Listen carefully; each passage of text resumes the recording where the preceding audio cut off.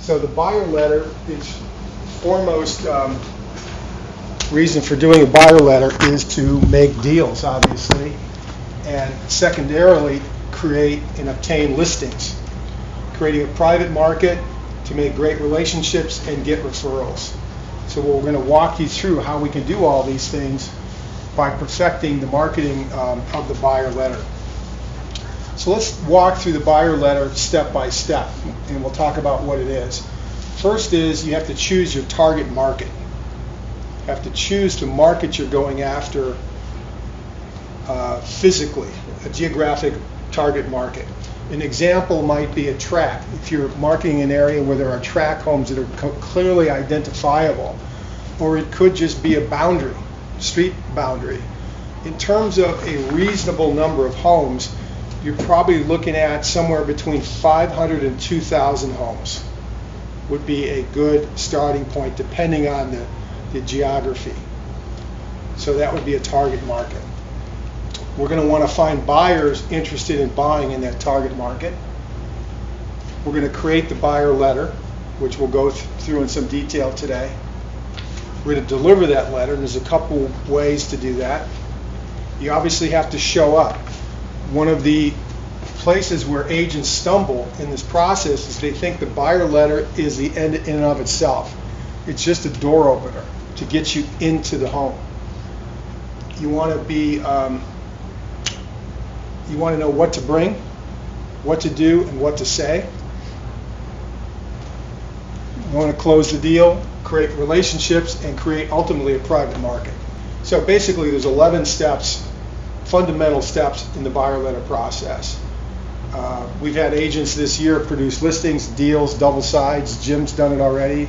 Didn't you have a listing presentation coming up? I do. From a buyer letter? A buyer letter that generated a referral. I know some of you don't even understand what a buyer letter is, but I'm going to give you the history. History is how this came about is I needed inventory. What I mean is had a very legitimate buyer, and let's say there were only 3 or 4 homes on the market, and that buyer knew exactly where they wanted to live, right? Say Dos Vientos in Newbury Park, or north of the Boulevard in Sherman Oaks, wherever, and there just wasn't the inventory. So I started to experiment writing letters to every home, right? And hundreds of letters, in variations. So I experimented with the concept of trying to unearth unlisted inventory to sell to my buyer, right? Pretty common practice. But here's the thing, 99% of the agents don't go through that effort. They won't do that because generally agents are lazy. So I wanted to find, because I knew if I could find the right house, double side the deal right now. The buyer's ready. He knows he wants to live in this specific area. He's got the money. I just got to find the house. Obviously, a very simple motive. So lots of experimenting, and I found the hidden treasure. And that hidden treasure is this. On occasion, you'll find the right house for that particular buyer. Oftentimes, I had 2 to 3 buyers that wanted that area. But some of these houses didn't match. They didn't like the style. It needed too much work. But I met the seller. They wanted to sell as I got a listing. Sometimes 2 listings, 3 listings. The buyer's still looking. They just didn't match up. I still have buyer 2 or 3 on my right hand. I got 3 new listings on my left hand. Now, it has to be done exactly right and professional grade listing. All these things have to align. The stars have to align. But that was the hidden treasure. That wasn't even what I was trying to do. But that just occurred. So I'm going, interesting here, right? I'm finding sellers that are not on the market that want to sell, that are not listed. For a listing agent, that's a gold mine. But it has to be done right. It's very easy to do this wrong. And this resulted in tens of millions of dollars of business. So, number 1, choose your target market. Choose a clear geographic target. Clear geographic target. It needs to be fertile hunting ground that's accessible. Now, yes, you can do the buyer letter in gated communities, right? But in the beginning, I suggest you don't choose fully gated communities because you want to have physical access to the market, especially as you're learning and making mistakes in this process. fertile hunting ground, meaning enough homes are being sold there. There's enough sellers. If you do it to 30 homes, it's not big enough. If you do it to 10,000 homes, you become in the mail business, not in the real estate business, right? So it needs to be somewhere in between, where buyers want to buy, right? It shouldn't be a war zone. You need to know this intimately. So in some of these areas, I studied and found floor plans. If it's an area where there's tract homes, you can go find sometimes online you can find floor plans from the builders. So you want to know not only the market data, you want to drive these streets, know the neighborhoods, know the style of houses, know the pricing structure, know the days on the market, know all of these things, and then start to know the real estate, the architecture, floor plans. You need to become the expert in this area. This is critical for the buyer-led success. Because when you roll into that seller's house, if they know more about this area than you're not getting a listing. You've got to be on top of your game here for this to really work. You need to drive every street, because you're going to eventually walk these neighborhoods, physically walk these neighborhoods. So that's on choosing your target market. Number 2, then you need to start finding buyers. It is kind of a process.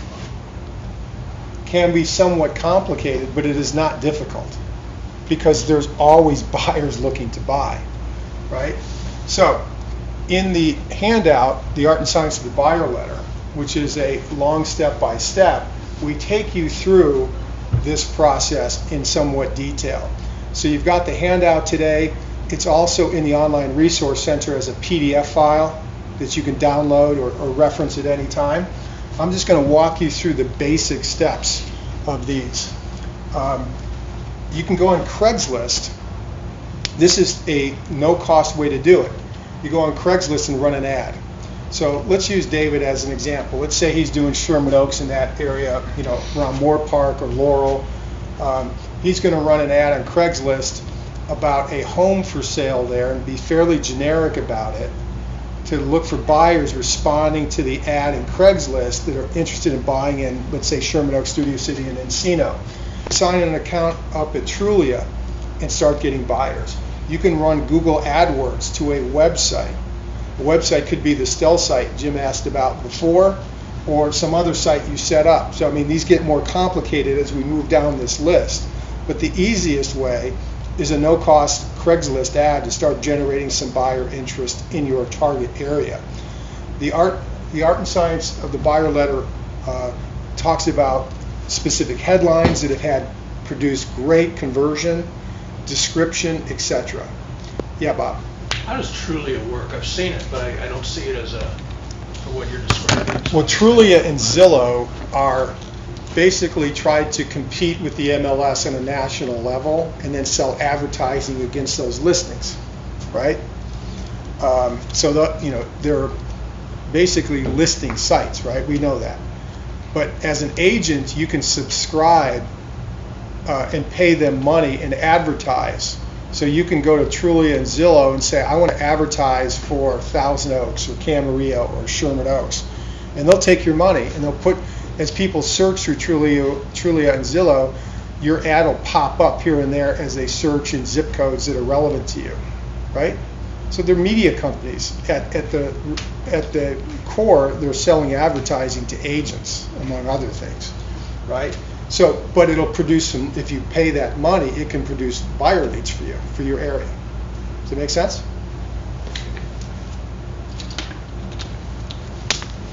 What kind of properties to advertise? These ads should be fairly generic. 4-bedroom, 3-bath house, Sherman Oaks, seller motivated, blah, blah, blah. There's headlines and descriptions, as I said, in the Art and Science of Buyer Letter handout that I've calculated conversions on some of the wording in these ads. They don't have to be very, very complicated. Choose what actions you want your buyers to take. They can, from the Craigslist ad, they can just reply anonymously to the Craigslist ad and email you. Do not put your Scott Brokers or Thrive.us email in the Craigslist ad, because you will get spammed and your email will become unmanageable sooner or later. Spammers troll Craigslist using robots. Everybody clear on that? Be careful where you publicize your email address, because you might screw it up. Getting a little bit more complicated here is you can use a link about the house. So using our IDX. So let's take an example. Let's say we go on and do a search and we find a house on the market right now for $600,000 in Sherman Oaks. You go on our IDX site and that produces a static page, 123 Elm Street in Sherman Oaks. You put that link into the link file in the ad. So when the Craigslist visitor sees that link, they click on it, they go to our page on our IDX backend. What happens then is they do a couple of searches, they have to sign up. That produces a lead. That's how IDX searching works as a lead gen. Or you can be like Shauna and she has her own IDX backend. The difference is this comes into the corporate IDX lead generation and hopefully it'll end up getting to you. This one she controls, she gets all the leads wherever they're searching, right? So this is, we're getting more complex in this whole tack of finding buyers. But I don't want you to get bogged down. You can just run a Craigslist ad in 10 minutes, have them respond to the Craigslist anonymous email address with no IDX, and probably start getting some buyer interest in your area, right? In the Art and Science handout, you'll see reference to this site called Craigslist Ad Tracker. What Craigslist Ad Tracker is, it's basically a mini version of Google Analytics for links you use in a Craigslist ad, so you can see how many visitors clicked on those links. Everybody follow me? If you're going to do this process with Craigslist on an ongoing basis, this is a really good tool because you can judge your headlines and your descriptive texts. You can see how many clicked on it, how many went to the site you're linking to, etc. So it's a little bit complicated, but you become a kind of good marketer here when you go through these steps. And this is how I used to do this. Now we're on to creating letter. But let me just summarize about the buyers. There's all kinds of ways to generate buyer interest, right? So you can start simple, and as you go on in weeks and months, get more complicated and more sophisticated, I should say, in generating buyers for your target market. Right? So it's really the easy part because the buyers are out there, they're always looking.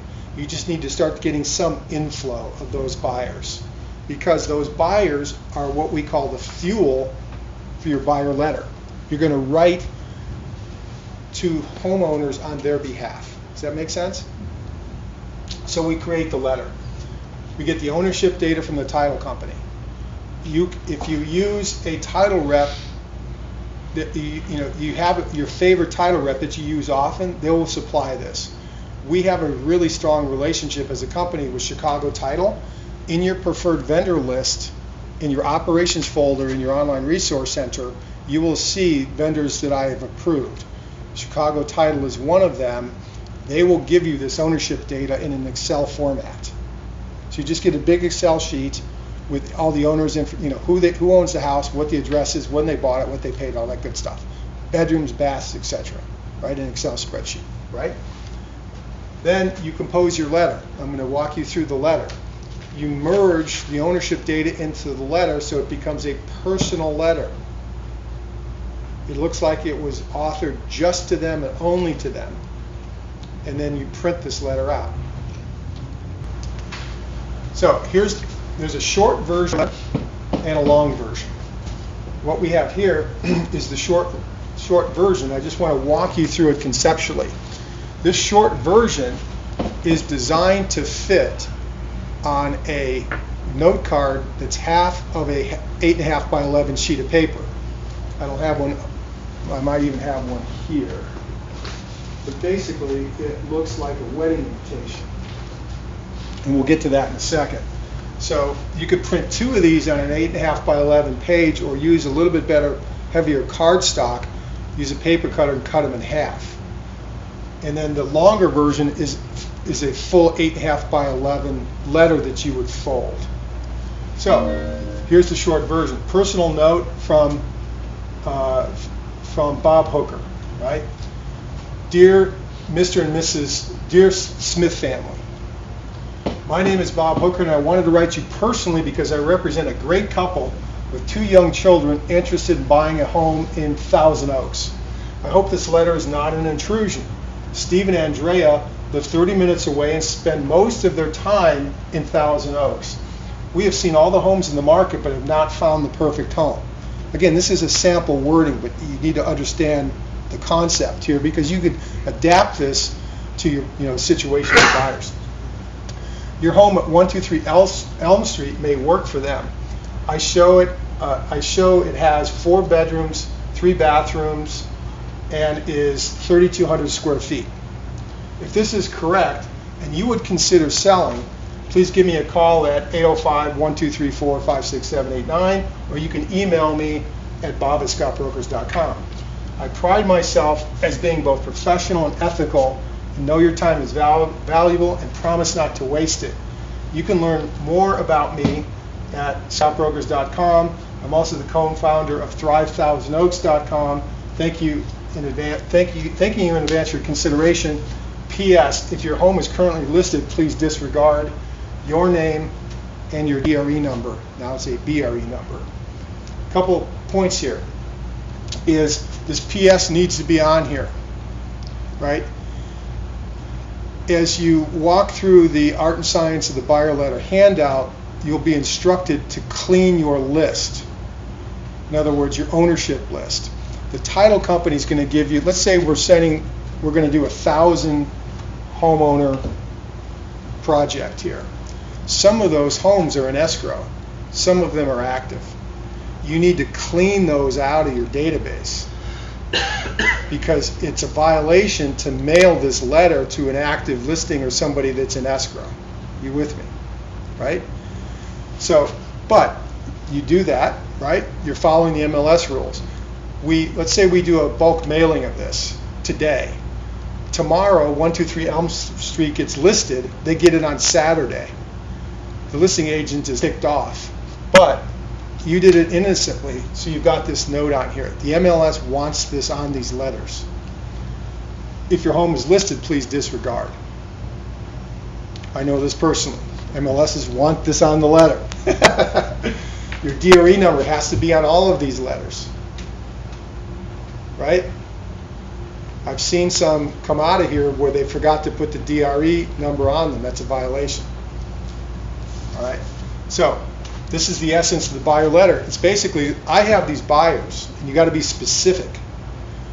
This note has to be personalized. It has to talk about their home physically, because what's going to happen is they'll say, Scott, I got your letter. My house is not 3,200 square feet. I put a 4th bedroom on it. It's not 3,600 square feet. What are you talking about? What are you, stupid? That's a great call. I got a lead. They often will correct you. This is coming from the tax file, this data, right? Those are great calls where they corrected me on the tax information. And I said, I don't know, I got it from the tax information. But I got a lead. I got the phone number now, caller ID, right? So tell me what you're going. Well, we're not really interested in selling. We might move, but it doesn't matter what they say. You got a lead. So these responses will come in phone or email, and they'll be all shapes and sizes. All shapes and sizes. You're creating a database of sellers. Your database is going to have the site address, SITE, which is the home. If they live in Omaha, that means they're a non-occupied owner. So you mail it to Omaha about their house in Sherman Oaks. So you got to merge the mailing address into the letter, but reference the site address. You merge the mailing address to the envelope. You want to make sure the envelope is the mailing address. The letter is the site address. Does that make sense? Because you don't want to send this to the tenant. They can't sell you the real estate. So everybody got the basic concept here. The longer version, which is also in the handout, then is the same thing but goes on and throws in some differentiating factors about your performance guarantee and some other things about you that we recommend from the pre-list kit. You newer agents who haven't been trained in the pre-list kit, a lot of this language I'm using is going to be foreign to you, but you'll catch up with me as you go through the trainings. So the longer letter just throws more power, more marketing information into the letter to try to gauge responses. Number 4, deliver the letter. Everybody on the same page with me so far? Okay, number 4, deliver the letter. It's best delivering it in person. This is by far the best strategy. It's a lot of work. By far the best strategy. If you mail it, I'll get to this in a second, it must look in the right way. But let me back up to delivering it. So, most agents will not door knock because it's hard and you get a lot of rejection. And half the time they don't know what to say. This is different. Hi, Mr. Smith. My name's Scott. I just wanted to let you know I've got a buyer looking in your neighborhood. Just wanted to deliver this to you, find out. So this conversation is going to roll on. We can talk about Thrive. I've got a buyer interested in buying your house, right? That's a different conversation that I'm a great real estate agent. I work really hard. I'm an expert in your area. And it's like, I want to shoot myself if I hear that, right? It's very difficult to door knock with these BS pitches that just sound like canned salesmanship. In this case, I've got a personal letter to Mr. Smith that I'm delivering about a buyer that's specific, wants to buy your house. Even if they're not interested in talking to me, they take the letter. They go talk to their wife about it. It's a different dynamic. On top of that, you can introduce them to Thrive Sherman Oaks. I'm the co-sponsor and give them a Thrive flyer, right? And we'll talk about other things you should have in your arsenal at that time. But this is a different dynamic in canvassing these neighborhoods. If he doesn't answer the door, I'm going to leave it there anyway. I'm delivering the letter. Whether he answers the door or not, they're getting my buyer letter, right? And I'm starting to learn the neighborhood. It's the most work, but man, this can really pay off. You want listings in Sherman Oaks now? Start hitting the neighborhood with buyer letters, with Thrive Ready. You are powerful. You're way ahead of your competition right there. If you mail it, it can't be a computer label on a regular business envelope. It has to be on a wedding invitation type envelope, handwritten. I've tried all these different permutations. You can buy these envelopes on eBay in bulk. They're expensive at Staples, but you can get them. This is 8.5 by 5.5, I think, or 5 1/4. But a 8.5 by 11 sheet fits, half of it fits perfectly in there. In other words, 2. So when this comes in the mail, handwritten with a stamp, and the return address is David at, you could use our address here, 5101 Douglas Fir Road. I would recommend you use our address, not your home address, because that's an invasion of your privacy. Use our corporate address. David at 5101 Douglas Fir Road, Calabasas, comes in. What does it look like? Invitation. It looks like a wedding invitation or a personal note. I don't know about you, when I get home, I open up my mail over the garbage can. Boom, boom, boom, boom, boom. Never gets thrown away. Never gets thrown away. Because this is not junk mail. Somebody wrote it by hand. Oh, I'm going to a party. This is the way to do it. And the only way to do it to get high conversions. Your buyer letter gets read. So are you suggesting that we handwrite the Absolutely. 2,000? Absolutely. Absolutely. Now, you don't want to write 2,000 letters. What you do, you put an ad in Craigslist for a high school student. They'll do it for $8 an hour.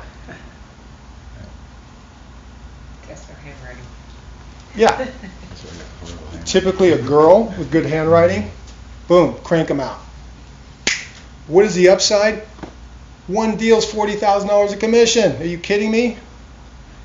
This should be done every quarter to your target market, because you'll be making hundreds of thousands of dollars a year doing this. Gina, who was supposed to be here, is too busy. I got a check for her for 30 grand sitting on that desk. She's already capped in 5 months. She's done 2 or 3 deals off this buyer letter and closed them already. She just moved from Atlanta in February. She's on track to make $500,000 this year. So this is a gold mine if you do it exactly right. We're not done yet, but I mean, you're starting to get the idea of what's going on here. Now, if we're hand delivering them, do you want them in envelopes also, or just, here's the letter? If you're going to walk them, you don't need to put a stamp on them, Right. right? So you're going to have your Excel printout mapped out. So I'm walking North Street Avenue today, and this is 184. That's Veronica Ellis. Hello, Miss Ellis. This is Scott. Oh, next one is Mr. Smith, Mr. Jones. That's how you do it. And you try to meet all these people because you want listings, right? Now, what will happen, even if you do the bulk mailing, which costs a little bit of money because you have to do the stamps, but it's not that big a deal. What you're looking for, and this will happen if you do this consistently, hi, got your letter. We were just about to list our house. Can you come over and talk to us? Boom. That's the gold mine. Some of these will say, we're not really interested in selling. We'd only sell if we get our outrageous price. You put them in your database. You'll have all kinds of responses, but you're building a database of sellers. We'll talk about that in a minute. But something else about this hidden treasure. The shelf things is amazing. I've had listings where a seller would call me and say, I have 3 of your letters here going back 2 years. They've never called me. I don't even know who this person was. Can you come over and list our house, please? I've researched you. I've seen your letters. I know who you are now. I know you're legitimate. We want to sell. Come over. It's like, cool. Listing, bingo. They have shelf life. Some of these people keep these letters. They're testing you. They're not ready to move. They don't want agents bothering them. They're thinking about something change in the future. So over time, these things start to build. Yeah, Jen. Question for you. So are you doing this for your particular farm as well as wherever you actually have a buyer? Well, you start with choosing your target market. So let's say Tahunga. First thing you're going to do is say, okay, this is my target market, this section of Tahunga. I'm going to start advertising for buyers in that target market. Then you're going to attack it with the buyer letter. You're going to be working the buyer angle and the seller angle in this process. Did I answer your question? Yeah, but like let's say I'm doing the Craigslist ad and they, like you said, a Sherman Oaks ad, but they say, you know what, after I talk to you, I think I want to live in, XYZ. Yeah, gotcha. That'll happen. Yeah, and then you're going to go through the buyer. Have you been through the buyer training yet? No. So you're going to put that buyer call through that buyer and the buyer call through the protocol to decide whether you're going to represent them or not and go sell them a house in Sherman Oaks. Nothing wrong with that. Nothing wrong with that. So you're going to get buyer leads that are relevant to your target market farm or buyers that are legitimate that you approve as an agent. You'll sell them a house somewhere else. So 5, you got to show up. As I said before, the buyer letter is not an end in itself. You can't get listings from the buyer letter. What you get are leads. So some agents think, oh, this is great. I'm going to do all this mailing. I'm going to set myself up. I'm going to be really professional mailer and just wait for the listings to come in. Well, it does not work that way. What you get is the lead, and you need to respond to those leads immediately. Take their phone call, take their email, call them back immediately, set up an appointment to see the house. Now, what happens here is you'll get some calls that go like this. Hi, Scott, I got your letter. I'm a little skeptical. I've got these letters before. Is this real? Are you legitimate? Kind of skeptical. The public is skeptical. We're getting bombarded with marketing. We're going to get calls like this. I'm not really interested in listing my house. I don't want people tromping through it. If you buyers really interested, let me know. Maybe we'll make a deal. Okay? So this is a skeptical seller, but he or she did call you. So there's something going on there. Your response to that is, well, thank you for your call. What do you have in mind? I would love to see your house so I can talk to my buyers in first person. Your job with those calls is to turn them into appointments. No hard sell. You've got to get into the house. You've got to meet these people. You've got to shake their hand. You've got to start bonding and building a relationship. They're not going to do anything with you until they trust you. They're never going to trust you until you get to know them personally. Sit down with them, right?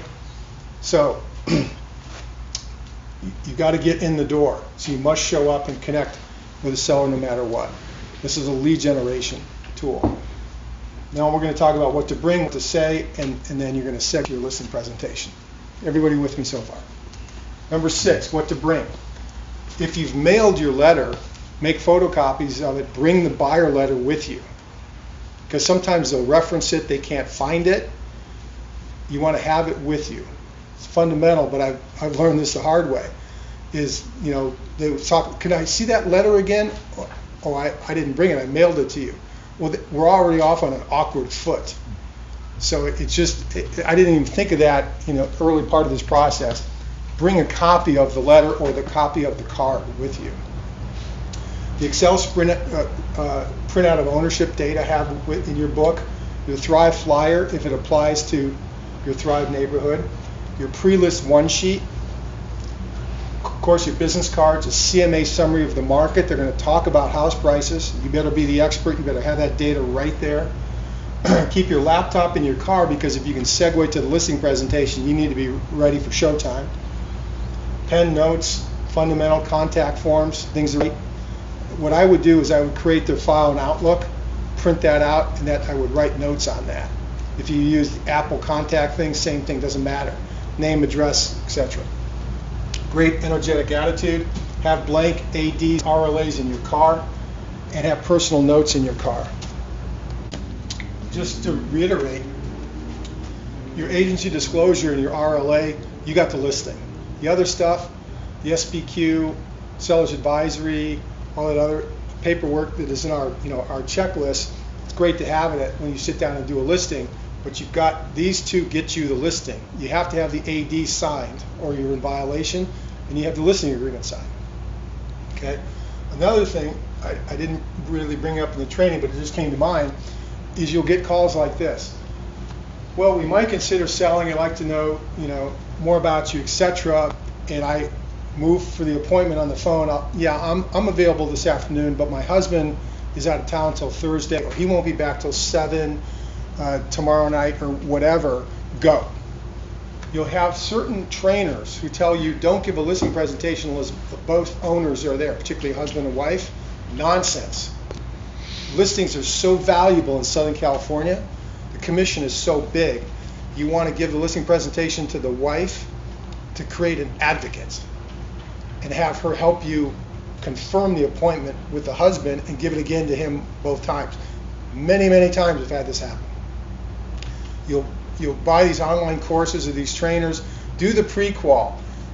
Mike Ferry's got a 25 Q&A question list that you got to go through before you go on the appointment. That's nonsense in Southern California. The real market doesn't work that way. When you can get in their door and sit them down and meet them and start bonding, if they're both there, fantastic. If one of them's there, go anyway, right? These listings are too valuable not to take every opportunity to start creating that relationship. Number 7, what to do when you get to the home. You want to preview the home if you can. Walk it through. You're in preview or pre-list mode. From our previous training, you are armed with a full pre-list kit, right? So I'm not going to retrain the pre-list kit today. You guys will catch up to me in the training, but you need to have your pre-list kit ready because you're going to probably leave it with them, and it's got to look great, like this. I'm ready for showtime. Pre-list kit with all the stuff in it.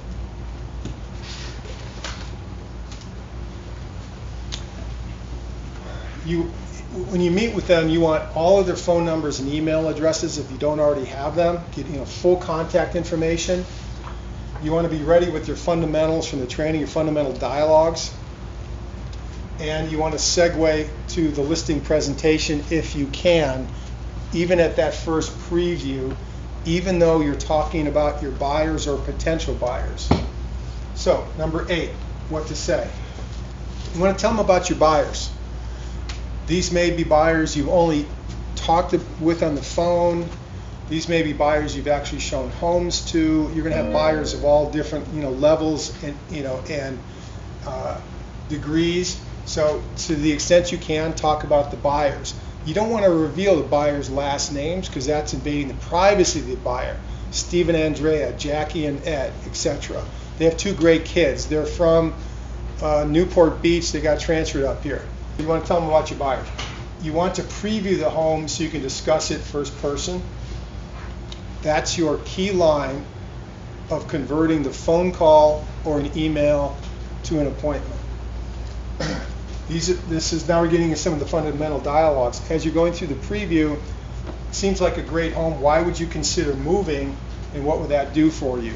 So you want to have that question ready in your preview of the home. Do you have a few minutes so I can show you how you can get you top dollar for your home? This is a key line, right? This is when I refer to the segue to the listing presentation, this is the key line. As opposed to the rookie agent who might say, Orrin, you know, I've got my great listing presentation with me. Do you have an hour so I can show it to you?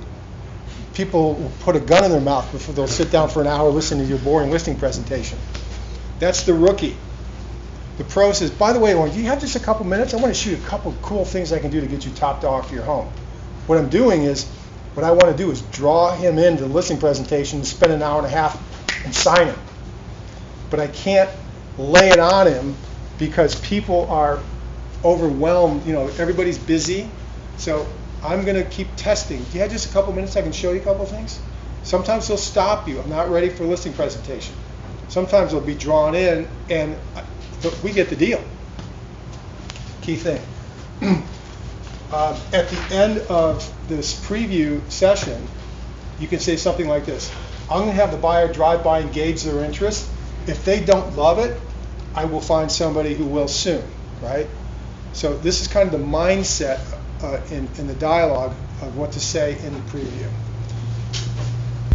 So we're on number 8, what to say. But before we get into this, one thing that came to mind is I'm often asked about what to mail clients.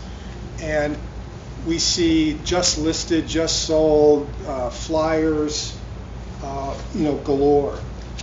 This one came into my house over the weekend. This is from an agent at Remax Olson where I used to be. Card stock, very heavy card stock. He's got his just listed house on Norman Avenue. Something else on the bottom, but another one that just sold. He's got actives in escrow and solds on the back, etc.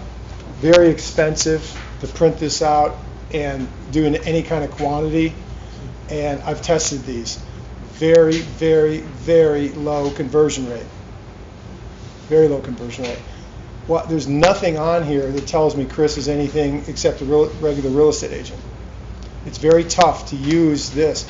And agents will still spend tons of money producing these and sending these. Now, I would coach you on them if they converted, but they don't for the most part. Now, here's the other thing. Every once in a while, one of these will draw a lead. And agents get all excited. That tries to justify the existence of these. Not statistically, not if you attract them in a big way. Tens and thousands of them. These do not convert. The buyer letter, particularly for new agents, is the only thing I'll coach you on to put a stamp on. Its conversion rate blows these away. Secondly is some MLSs will find this a violation. Does anybody know why? You're publishing confidential MLS data in the form of actives. Some MLSs think the fact that Chris pulled this data from the MLS is a violation. It's silly, I think. But the MLS says, we own the active listings. It's like private information. Well, if it is, how come Trillion, Zillow has it, Realtor.com has it? It's another silly board argument. But some MLSs will go to Chris and say, that's a violation. You're not supposed to publicize these to the general public, whatever. But I see this a lot. So I don't recommend you invest, which could end up being thousands of dollars in this kind of mailing because they don't convert. You're far better off hiring a high school student to address wedding invitations and doing the buyer letter properly. right? You'll just knock the socks off your competition doing this kind of junk mailing all over town. Okay, moving on to what to say. Here's another great piece of dialogue. Well, I work with buyers. Or you can say, well, I work with these buyers on a regular basis. It's in your best interest to create competition in the open market. Does that make sense? We should get it listed immediately. Okay, this enters into a key co-concept of dialogue is while you're working with the seller, sending your buyer to drive by the house and maybe take a look at it. If this buyer does match, actually setting up an appointment, you don't stop there, right? This is not just one deal. This is about you potentially representing the seller, and it's in the seller's best interest. While you're working your list of buyers, you get it on the MLS. This opens up the opportunity for you to get it listed. You're coaching them, even though I may have a buyer for this, Steve and Andrea may love this home, we shouldn't stop there because we don't know if they would pay top dollar. We'll never know, right? If they do, great, we'll sell it to them because now I'm representing, keep in mind, in this conversation, I'm looking out for the seller's best interest. I want to get them top dollar. So does that make sense? We should get this house, we should get your home listed immediately. You want to plant that seed into the seller's mind. And sometimes they'll say, no, we don't want it listed. We'll only sell it if, to this particular buyer. We don't want to go through that process. Often they'll change their mind. In a few days they're going, oh, you know what, we've decided. We do want to move. Here's what's going on here. The fact that they reached out via email and the phone and called you tells you there's motivation there. Now, once in a while, this will be a tire kicker, has no intention of selling, but for the most part, most of the people that respond to a buyer letter have some degree. I want to sell immediately to they're thinking about it, or somewhere in between. They've taken the time to reach out to you. So they've raised their hand saying, let's talk, right? Sometimes they're not really ready to go full-blown listing, but they're getting close. And as you continue to build trust, work the relationship, go through the listing presentation, etc., start to proving your expertise, then they open up to going, you know what, let's rock and roll. So it could take a few days, could take a few weeks, whatever, right? You stay on them, get them listed. Number 9, it's about creating a relationship. It's about bonding, professionalism, and trust. So, the way you handle the phone calls, the email inquiries, your email signature, how you handle yourself on that telephone call, how you handle your listing presentation, your pre-list kit, all of that has to be consistent professionalism. You are the expert in this area, right? A disconnect, the chain breaks. All it has to be a very smooth process. It's about creating this great relationship. And again, sometimes this relationship is being developed in secret. They're keeping your buyer letter. They're not calling you. They're Googling you. They're looking up your website. They're looking up our website. They're looking up the Thrive site. They're asking their friends about you. They keep it in their desk drawer. They call you 6 months later, etc. So this relationship building is already starting, but you don't know it. That's the shelf life. Number 10, close the deal. A sale, meaning the ideal situation is the buyer loves the house and you double side the deal. Boom, you're done. You're in escrow. Or you get a listing, right? So that's your objective. And again, some of these take time to put together. But ultimately, what you're doing in this process, when you start to think about this a little bit deeper, is you're creating a private market. You've got buyers looking. You're continuing to enhance your marketing of buyers interested in Sherman Oaks or Thousand Oaks or Tahunga or Beverly Hills. And you've got your marketing systems going. Starting small, even with just a cheap or a zero-cost Craigslist ad, to more sophisticated things that we've talked about. You're going to be creating a database in your CRM of sellers in various stages of motivation and time frames. You'll get calls saying, you know what, I'm retiring in August 2014. We're thinking of moving to Bend, Oregon. We're not ready to sell yet, but please keep us in mind. Maybe you'll have a buyer then. etc. type phone call, right? It's a long-term prospect, but that's a key relationship. These things build over time. You place them in your CRM. What I would also do is have a single worksheet in Excel, buyers, sellers, in this target area, in Sherman Oaks, for example, right? I can, at one quick glance, see them. I would have some basic information, right? But this is a private market. These sellers aren't listed yet. But I know what they're looking for price-wise, their time frame may be August 2014, or whatever the case may be. As these buyer letters go out, as I said, I coach you to do these once a quarter, this file starts to build and change over time. You're putting these sellers into your marketing system. For those of you who haven't been through the previous stage trainings, you're going to be calling them. You're going to be sending them valuable information. You're going to be sending them personal notes. You're going to be dropping by their house on occasion. You're going to be in constant contact with these people. You want to be the go-to listing agent when the time is right. And you need to be the local expert managing this pipeline of deals. This is your private market. You want to be a dominant listing agent. The dominant listing agent in your area has their pulse on the market, has the pulse on the timeline. So you've got this handout, the how-to guide that steps you into a bit more detail than we've gone through today of the buyer ads, a couple different letters in this whole process. So again, you've got the handout and you've got a download in your online resource center. Okay, moving on to buyers in no man's land, or what we also refer to as buyers on the fence. Buyers on the fence. So here's one of our buyers on the fence. Question you want to ask yourself first, for those of you that have active buyers or potentially active buyers, is are they a real client, a real buyer, or when you look a little bit more closely, are they just sucking your energy, like our friend here? From a distance, she looks good. When you get closer, not so good. Right? You with me? I thought it was Oprah first. You with me on this one? Okay. Are they real buyers? Or are they just window shopping, tire kickers? You got to ask these fundamental questions. This section of this training ties into managing and leading buyers to buy, previous training. So here's some things you'll hear these certain types of buyers saying. If I found the perfect home, I would, etc. If we found a great deal, we would, etc. We've been looking for months. We would, but nobody will pay our price for our home. None of these people are buyers.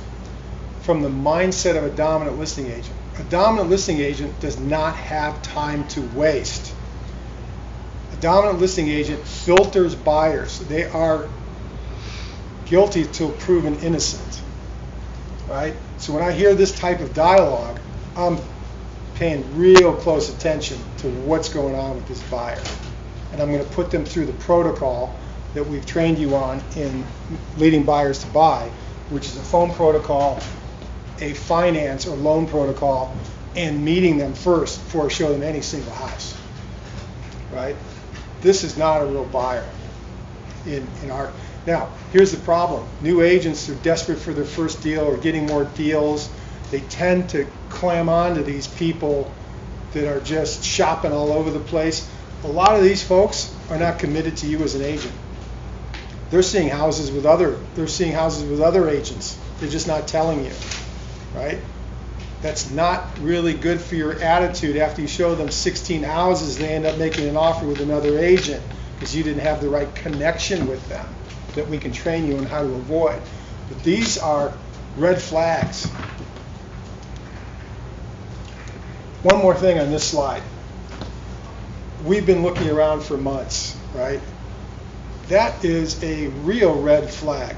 There are buyers in the marketplace that just look at houses all the time, that just like doing that.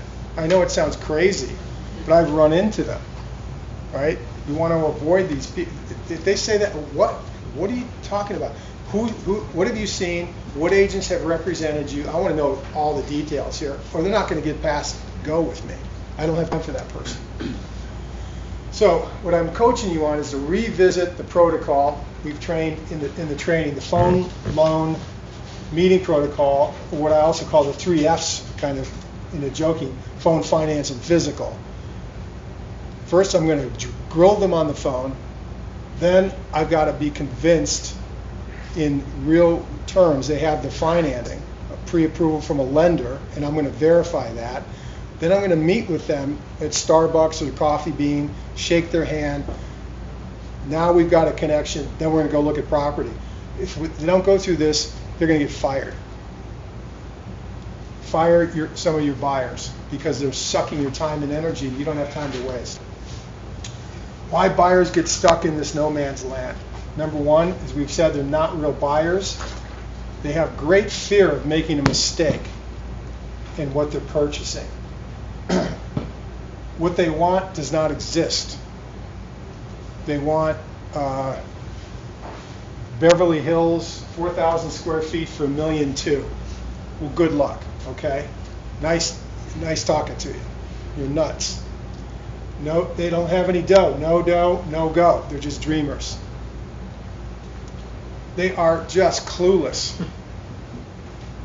They are just clueless about the process, what's real, what they can do.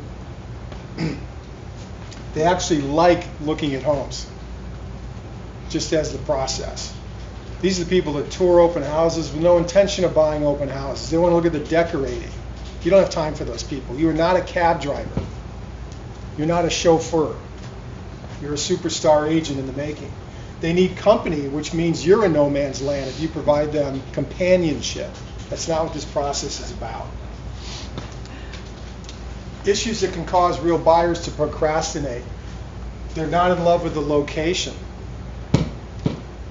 They're not in love with the style of homes in particular neighborhoods. They're skeptical on the condition. Very few buyers want to do work. They're not like me that had done flips and all that, looks at that as opportunity. Susie Homemaker wants to move into pristine condition homes typically. So homes in anything less will cause them to procrastinate, and then last is price. And this is pretty typical in this order of priority.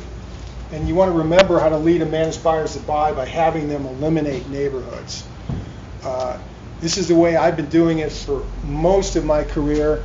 Brian Buffini and Joe Nigo, who Jim and I have worked with his training, use the same process. Is once you understand how to manage buyers, they can do a lot of the work, and you're their quarterback, you're the leader, right? As opposed to you being the whipping boy. What causes a superstar, what a superstar brings to the table? Number one, and by far the most important, is clarity of the situation. Clarity of the market, home pricing, the process, loans, how this whole negotiation works, etc. You need to make them sit down and listen to you and trust you so you can clarify the whole situation for them. A superstar also gains the commitment of the buyer that's involved in the process, gains their commitment. They have a proactive game plan. They're running the game plan. So you are managing the buyer, leading the buyer with your game plan, and they're following your game plan, and they've bought into it. You're acting as a team. Daily communication. Again, this goes back to leading buyers to buy. Daily communication. This is how you can send a buyer out in the field and drive neighborhoods, because you're in contact with them daily. As you get more deals rolling and you have an assistant, your assistant can do this. But that daily communication reassures the buyer you are on top of your game. We're on top of the market. We're not missing anything. Without it, you might lose contact with a week or 2 weeks, 3 weeks. You don't know where they're doing. They might be making offers with another agent. When you're in contact daily, right, you can do this. And you can delegate this down the road. But this is key.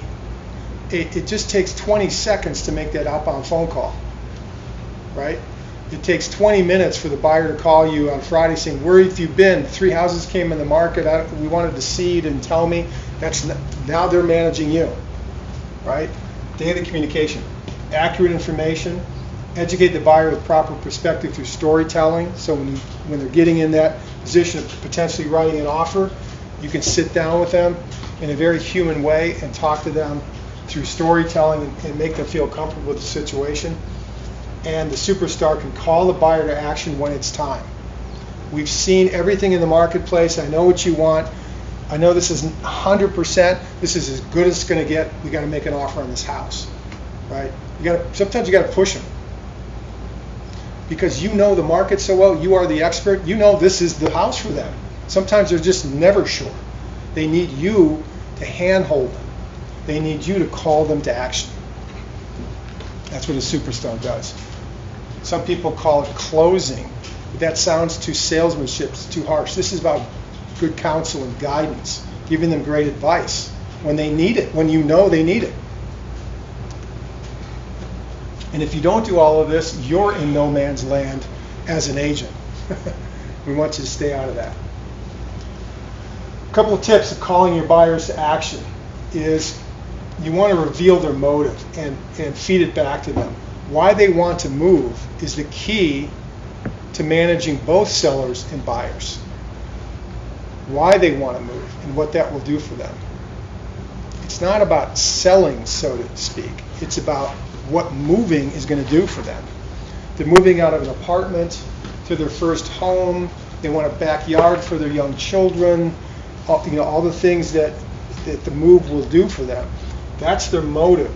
And when you frame the conversations, we've looked at 3 houses, 4 houses, 6 houses. I really think this is the one. It's priced close. I think this is what we should make an offer on. And here's what this house will do for us. And you then frame it into why they're moving. And you've understood this in working with them, what their motive is for moving. Help them discover the cost of not acting, which could be interest rates going up, pricing changing. We're now on an upswing in Southern California, as you know. The low end is super hot, multiple offers, cash, etc. That's pushing the trade-up offers up higher. So we're seeing an upswing. Prices will start to rise, and some have in some cases. Lack of home ownership has a cost. There's no tax write-off for rent, for one thing. The equity they could be building at home is lost. And time is finite. We don't live forever. Let's do it. Let's improve our life. Let's create a thriving life. I'm going to help you do that. Fear of loss. It's a major motivating factor. Fear of loss is a major motivating factor for human beings, so you want to use that. And then leverage choice. In the online resource center, I believe it's in the reference folder, if I'm not mistaken, you'll see a very short Excel very simple Excel file called the mortgage calculator. And it has just some basic fields in here. Interest rate, number of months of payments, the amount of loan, and it figures out the monthly payment if the loan is at the end of the month or the beginning of the month, they're almost the same, very, very close. But it's a very quick calculation. $750,000 loan at 4 3/4 interest rates for 30 years, payments $39.12, etc. So when we're back to talking about the cost of not acting in the previous slide, if interest rates spike 0.5% by us sitting around doing nothing for a month or two, you change this to 5 1/4. Now they can only, you can start to use these numbers and say, you know what, we're now at $700,000 in our purchase price. We're in a lower market because if interest rate goes up, we can't buy as much house for the same monthly payment, right? So you can use this quickly, keep this on your pad or even on your phone, and do quick calculations even in the field that shows them in no uncertain terms that the cost of procrastinating, if some of these things changes, the house, the prices go up, interest rates go up, etc., what that means to them. So it can be a useful tool. Call to action dialogue. Okay, now I'm going to step you through a couple of my buyer dialogues.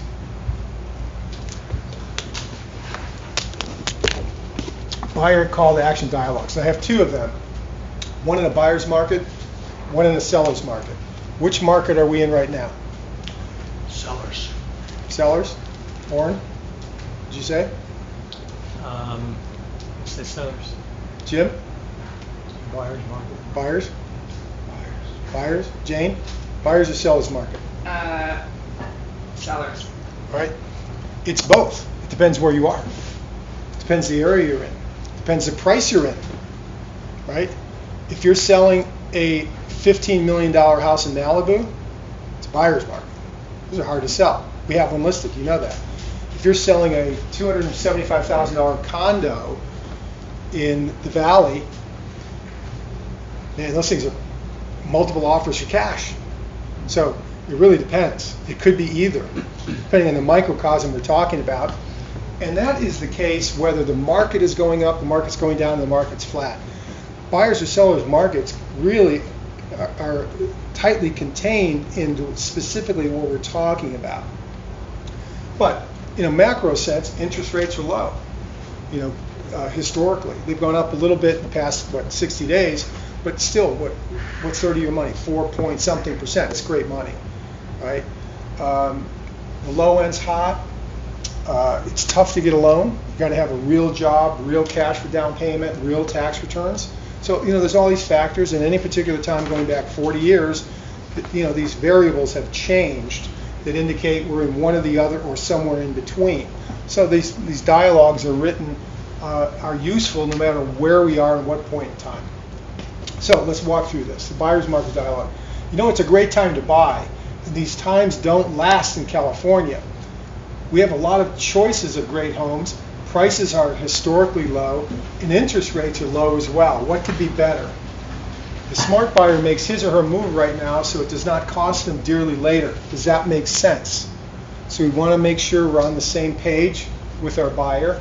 In previous times, the buyer would look at 3 or 4 homes, and within a week, almost all were sold. Buyers brought homes they liked but really didn't love because there weren't that many choices. We need to take advantage right now of the good available inventory. We may even very well find more than one we really like. When I'm negotiating with your seller, I'll give us an edge by telling them that your home is what we've decided to write an offer on first.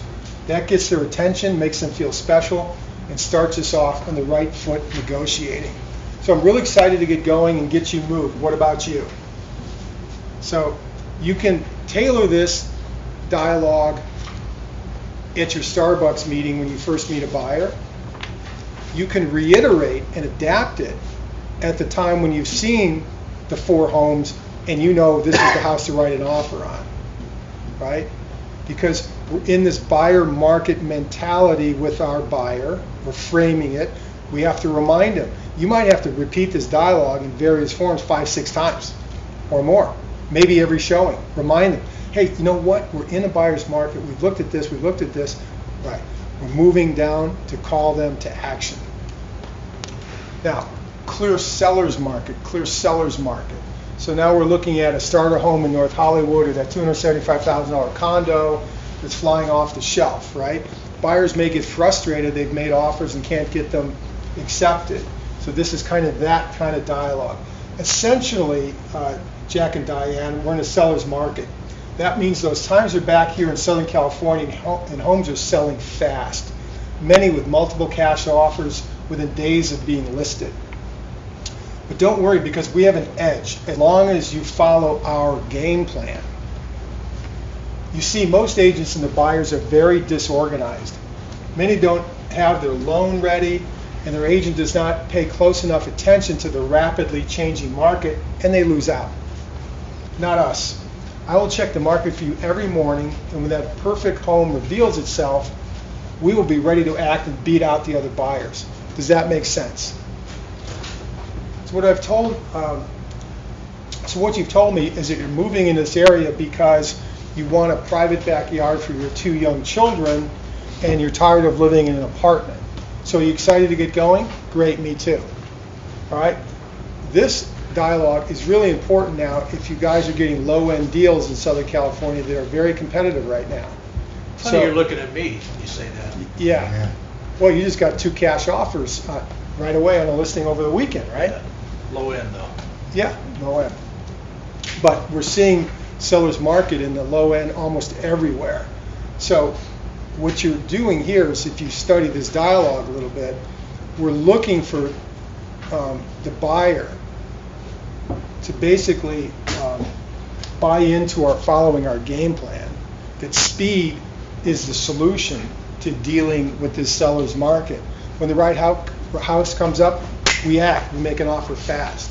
And sometimes you're going to have to make multiple offers with these buyers because you're losing out. But you got to stay with them daily, send them out in the field when they need to go out in the field, be ready to write the offer when time is right, and eventually you're going to win. That's your seller market dialogue. So it's buy or buy. Wasn't that a Joe Nego line? Buy or buy. You buy or buy? I love that Buy line. or buy, yeah. I think that was the theme. Was it? So the definition of a buyer, a real buyer, is somebody that actually buys real estate. And remember, you want to deal with your buyers and get them off the fence from the mindset of a dominant listing agent who does not have time to waste. This is your buyer's mantra. And as you screen buyers, as we've seen in the previous training, a buyer's guilty of wasting your time until proven innocent. It's not that like the legal justice system. It's reversed.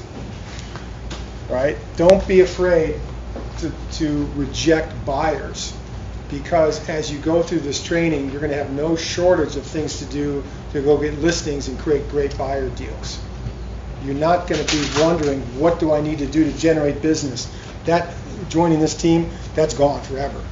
You're going to have lots of great things to do that have high percentage of returning an investment of your time. Working with crappy buyers is not one of them. You want to motivate someone, particularly buyers, tap into their fear of loss. Be a great advisor, help them avoid it, because you know more about real estate than they do.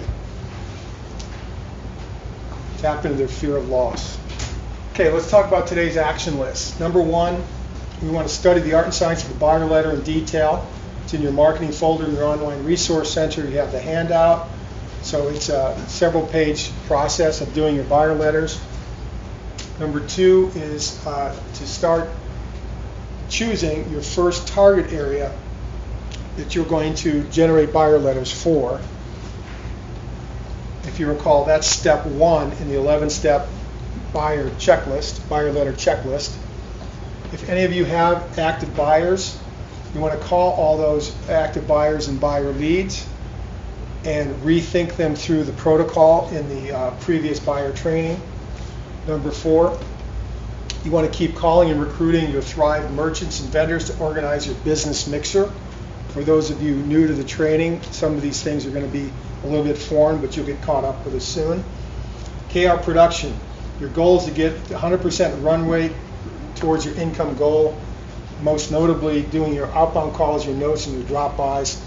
And number 6 is practice your dialogues and the listing presentation daily. So let's review real quickly next week's training, which is a really good one. Definitely will take the blinders off. Some of you, the art of negotiation. We're going to talk about negotiating styles, the attributes of superstar negotiators, some great tips, a successful negotiating defined, and the mindset breakthrough, which are the 4 elements of a negotiation that invariably changes the way you will look at a negotiation. These 4 elements come from intensive training that State Department officials, State Department of the United States go through with dealing with foreign dignitaries and diplomats and crisis situations. So it's not just about real estate. Negotiating, is all over us, from politics to business, and you're going to have some great education on how to become a great negotiator in next week's training. Thanks for attending, everybody. Thank you.